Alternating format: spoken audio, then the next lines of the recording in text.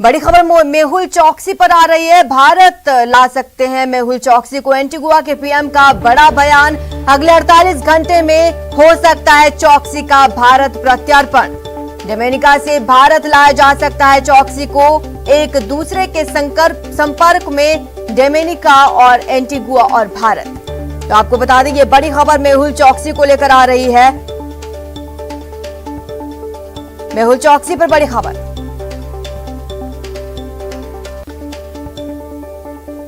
You're correct.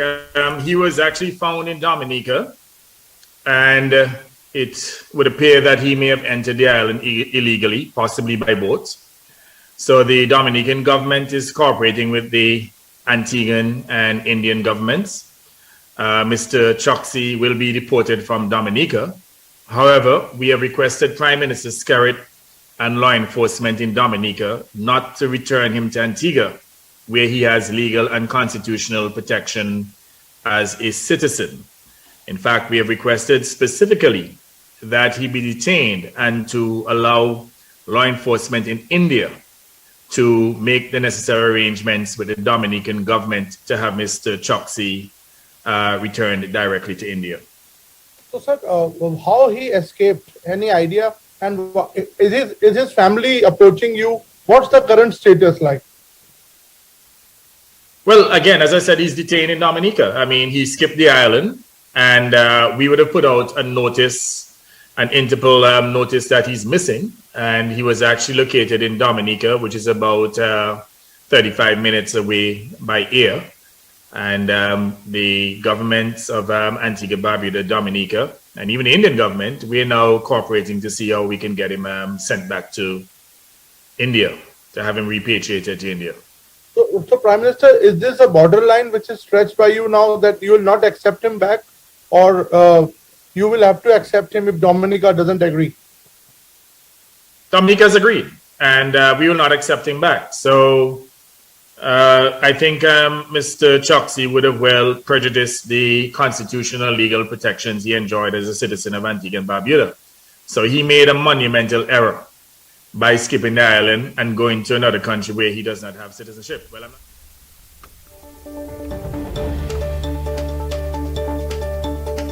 हमारे संवाददाता जुड़े हुए हैं हमारे साथ। आपसे जानना चाहेंगे कि एंटीगुआ का ये बड़ा बयान अचानक कैसे सामने आया?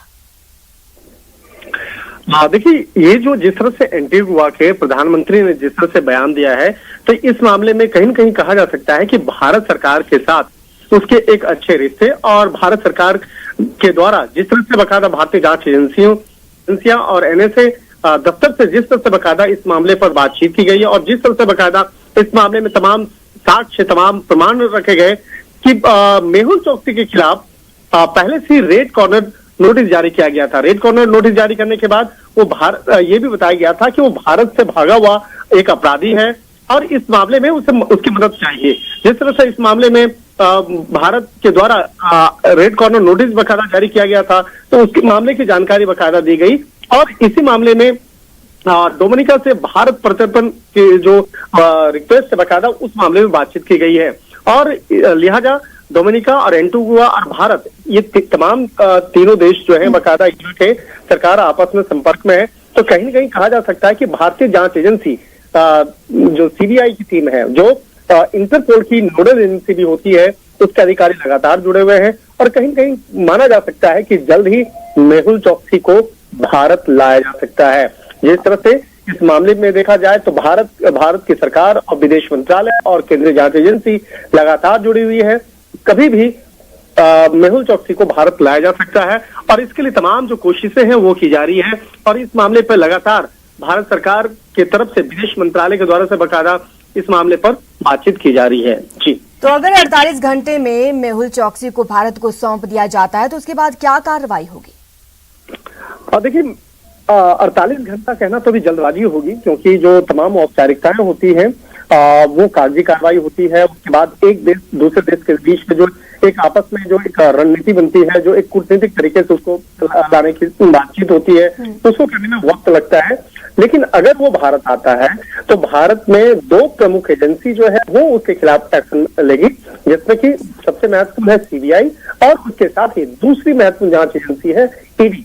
क्योंकि ये दोनों जांच एजेंसी इस मामले की तफ्तीश में जुटी हुई है और जिस तरह से बाकायदा विदेश से भारत से उसके प्रत्यर्पण कराने के लिए पिछले 3 सालों से इस मामले में प्रयासरत है, तो कहीं कहीं कहा जा सकता है कि जो ईडी और सीबीआई के अधिकारी हैं वो भी आपस में बातचीत कर रहे हैं और इसके साथ ही जो विदेश से कैसे उसको लाया जाए, किस तरह से उसका प्रत्यर्पण कराया जाए, इसके लिए विदेश मंत्रालय और एनएसए के दफ्तर से लगातार प्रयास किया जा रहा है कि एक इस मामले में जितना जल्द से जल्द हो सके मेहुल चौकसी को विदेश से भारत लाया जाए। शुक्रिया शंकर तमाम जानकारी के लिए। तो आपको बता दें कि मेहुल चौकसी पर बड़ा बयान सामने आया है। मेहुल को भारत लाया जा सकता है, एंटीगुआ के पीएम ने ये बड़ा बयान दिया है। अगले 48 घंटे में चौकसी का भारत प्रत्यर्पण हो सकता है। तो वहीं झुंझुनू के गुड़ागौरजी में एटीएम लूट की कोशिश कामयाब नहीं हो सके। बताया जाता है कि बस स्टैंड के पास यूको बैंक के एटीएम को नकाबपोश बदमाशों ने तोड़ने की कोशिश की, लेकिन वे नाकाम रहे और उसमें रखे 94,000 रुपए बच गए। ये पूरी वारदात सीसीटीवी में कैद हो गई। 3 नकाबपोश एटीएम का शटर तोड़कर अंदर घुस गए और एटीएम मशीन के कैश हैंडल भी तोड़ डाला, लेकिन डिजिटल लॉक होने के कारण एटीएम से वो नकदी नहीं निकाल पाए। हमारे संवाददाता इम्तियाज भाटी जुड़ चुके हैं। इम्तियाज, ये लॉकडाउन के दौरान ये ऐसी वारदात सामने आई है, बेखौफ हो चुके हैं बदमाश? जी, ये झुंझुनू में लगातार चौथी ऐसी घटना है लॉकडाउन के दौरान की एटीएम के ताले तोड़ने की कोशिश की गई, एटीएम को तोड़ने की कोशिश की गई। ये रात को गुड़ागौरजी थाना इलाके में गुड़ागौरजी का एक बैंक का एटीएम था, उस एटीएम को तोड़ने की कोशिश की गई, लेकिन गनीमत ये रही कि उसका जो लॉक था डिजिटल लॉक वो नहीं तोड़ पाए, इसलिए उसमें 94,000 रुपए रखे हुए थे, वो बच गए। पूरी वारदात है वो सीसीटीवी कैमरे में कैद हो गई।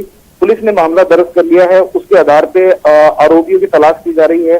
जी आगे शुक्रिया आपका तमाम जानकारी के लिए इम्तियाज। तो आपको बता दें कि झुंझुनू से ये खबर आ रही है और ये पूरी वारदात सीसीटीवी में कैद हो चुकी है, जहां आरोपियों ने एटीएम तोड़ने की कोशिश की, लेकिन डिजिटल लॉक की वजह से वो इसमें कामयाब नहीं हो पाए।